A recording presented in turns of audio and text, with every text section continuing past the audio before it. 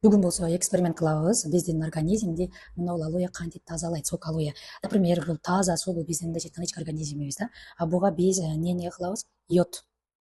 Мына аптечный йод. Ушуну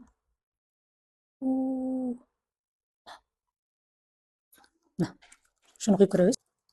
Мына йодду койгондо биздин организм ошондой кир дейт да, мындайча айтканда. Бул биздин кола, ичкен жеген тамак аштарыбыз, башка нерселер. Мына буга, например, мына нанды мен салайын, бул биздин өтүбүз, боорубуз, жүрөгүбүз, ошол примерно элестетесиңер ушундай кылып. Мына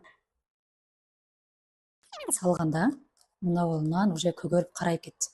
Көрдүңөрбү? Капкара болуп кетти. Мына кол менен деле кармай берейин.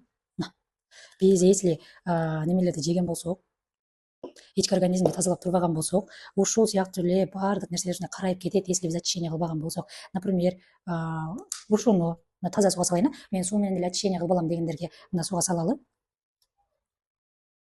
Сууга салганда канча литр суу ичке туура келет. Мына суубуз уже көк болуп калды, бирок эч кандай тазаланган жок да.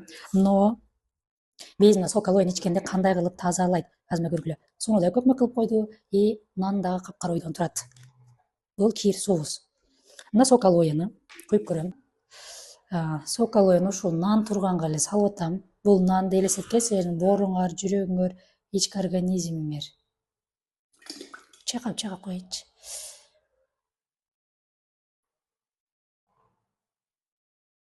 Буну күнүнө 30 грамм, 50 граммдан 3 мал ичсеңер болот. Мен пока 2 эле кашык койдум, кичине койдум.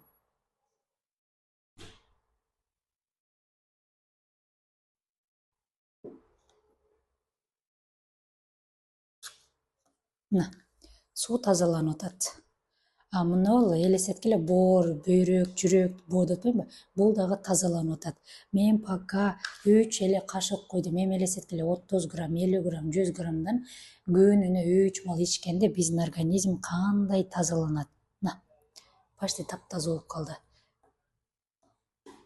Так, кичине угуп берейин.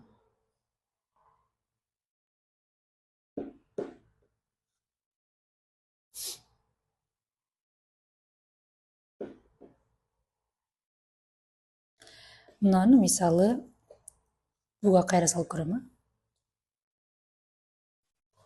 Мына йодко койгондо мынандай капкара болуп калат. Ал эми сок алоэ кылганда мындай кылып таптаза кылып коет. Даже ушул нанды да көрдүңөрбү?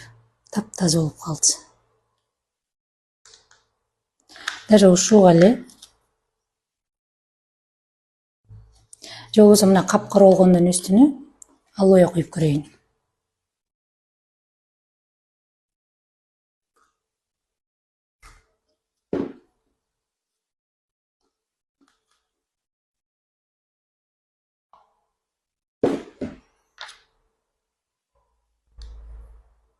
Мына буга дагы алоэ куйдум, уже тазалап атат. Биздин организмде сок алоэ ушундай кылып